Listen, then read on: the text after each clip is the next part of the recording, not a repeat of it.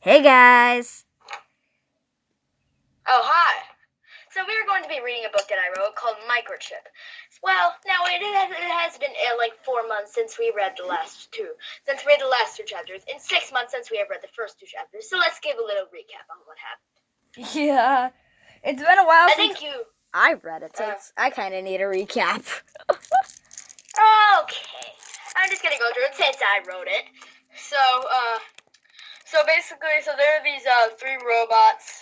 One is Quantum, who's like he can like transform into like a bunch of stuff, like a shark. He can basically transform into anything that he wants. He could transform into a cliff if he wanted. And then there's a robot named Rover. No idea what that stands for. He's a drone and he acts like a dog.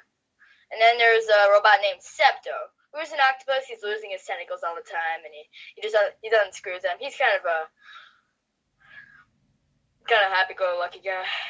and so they're on this mission to find the secret of the microchip, which is like this thing that you put in robots to like put in all their data and stuff. And they're trying to find a secret. And they have so they went outside and they find this guy called the Game Changer who like changed the background, and then and then what did he do? He gave them some stuff for their journey, and then they teleported to Phone Island, and it met Andy the android, who was actually a stuffed animal that Sam in fact owns, which you probably should know by now.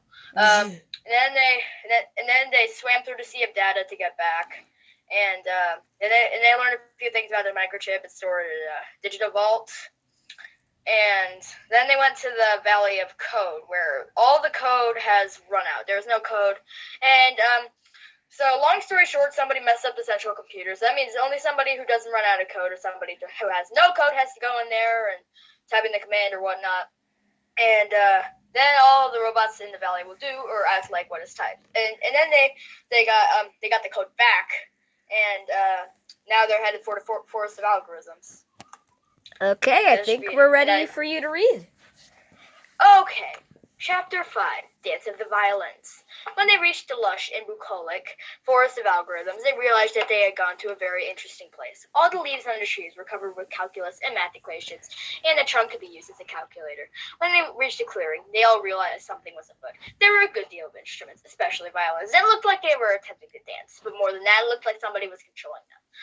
Quantum asked the cello why they were doing this. He said, "I don't know. We've been like this for a few hours. At the time, we suddenly felt a lurch of obedience and started dancing. Is there anything we can do to help?" inquired Septo. "Well, first," started the piano, "just find who is controlling us, then take away their power." "We'll do our best," said Quantum in a somewhat intrepid tone. After they left, they soon found a conductor's baton. When they picked it up, it jumped right out of Quantum's hands and landed on the ground timidly. After that, it said, "Don't disturb me. I have music to work." It was surrounded by sheet music that even an intelligent Quantum couldn't work out, and there were various screens around the baton. It was then that they realized Baton was under control of all those instruments. Then Septo picked Baton back up and threw it in the air like a band major. Then they went back to the clearing. And Quantum held up Baton where all the instruments could see it. There was various clamor after that. "A conductor's baton? I should have known. Thanks, Quantum." "Now, everybody," said Quantum, "since you are no longer in control of this evil conductor, I will take you to its lair." After the instruments saw Baton's lair, they retracted in horror. After Quantum and Septo's confrontation of Baton, he was never heard from again. After they organized and orchestrated the instruments, Quantum, Rover, and Septo left the forest of algorithms and headed for Emolopolis.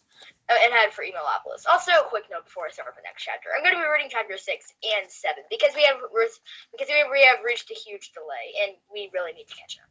Oh yeah. Okay. What? Oh yeah. There's so many more books to read.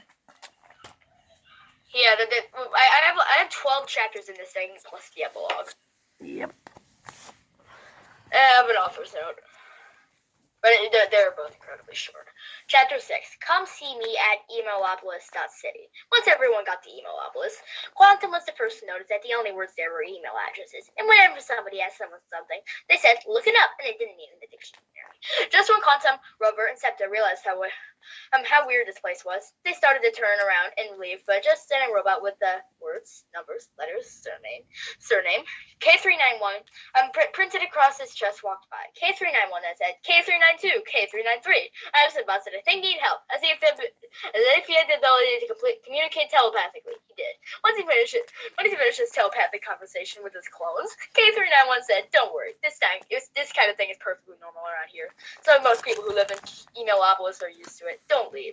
Realize that different civilizations have different customs. Septa then said, well, I see your point, but this telepathic thing is kind of weird. So can you take K391 or your clones? Tell us how you got your powers. It's simple, K391 noted. I was born with it. Our species of robot has around a 35% chance out of every one of us born to have the power of telepathy. Now, it may sound weird, but it is perfectly normal for our species. Unum cum robot telepathy. Roughly translated, in Latin, that means a single robot with telepathy. So, in other terms, I could not have been talking with my mouth right now, but instead with my brain. Quantum then felt a message arrive in his brain. It said something like, go to the Gmail building. When they got to the millionth floor, there was a shrink ray in the front of the building. When they got to the millionth floor, they saw the same android on Phone Island standing there. Before Quantum could open his mouth, and he said, "Come on, I have something to show you." And once they whisked away to Phone Island much more. Oh, I also made a mistake. It was just it said when it got to the millions in parentheses microscopic. There was a shrink ray in front of the building floor of it. That's what I should have said. I don't know, I probably should be better at reading my own book. When the interdimensional travel finally stopped, the 3, 4 actually, although only 3 did this, robots glanced around the island to see what the big surprise was. Where is this thing you wanted to show us? Septo asked impatiently. I don't see anything. But it is right in front of you, Andy said. Septo lifted his drooping tentacle, and under it was a bubble that read 1UP. Oh, 1UP, Quantum said disappointedly. This is from 8-bit video games. What are we supposed to do with this? Said Andy. I keep expecting this. It may look simple, but it holds endless possibilities. And the only limit is your imagination. And no, it can't give you a microchip to you, at least not right now. Before it does anything you ask, you have to show you deserve your desires. The old not as simple as you think switch, said Septo somewhat predictably. Now take good care of it. I programmed it to have feelings too. Okay, we'll do our best, said Quantum. Oh, also watch out for that poor, said Andy, right as they fell on it. Towel I put down in front of your feet. Luckily, the portal led them right back to where they were before when they arrived at the Gmail building. A robot they had never seen before, who was just a portal manager, as he said. But no, he was no portal manager. He was Bolt's brother, Nuts. I'm sorry I didn't mention Bolt's in the recap, but he is a villain. He's one of the 3 villains in the story. He was trying to destroy the Game Changer, and then Rover destroyed him. He was Bolt's brother, Nuts, who was actually quite crazy. Nuts definitely fit his name. Septo didn't know what to do, so he hastily pulled a spare tentacle out of his bag and onto one of Nuts' main joints, and then sucked like someone would when using a straw. All the Bolts and Nuts went through it, and Septo ate them. Luckily, this wasn't too much of a problem because the robots eat these regularly. Nuts collapsed because of this. We have found your weakness, said Quantum triumphantly. But they weren't done yet. Even though he was in pieces, Nuts' part came at the robots like a zombie. Being a quick thinker he was, Septo poured water out of all these dismembered robot parts, causing them to malfunction and therefore short circuit. The mechanical appendages went crazy and started attacking each other. That should do it, shouted Quantum triumphantly, and this time it wasn't a false alarm. Well, none of them had an idea of that and why it would happen, but it went away quicker than a dog's ailments. I think that's all our time we have for today. But if we ever make any more, you should really check them out. Subscribe to Stuff to Animal Mania. Yes. See you guys later.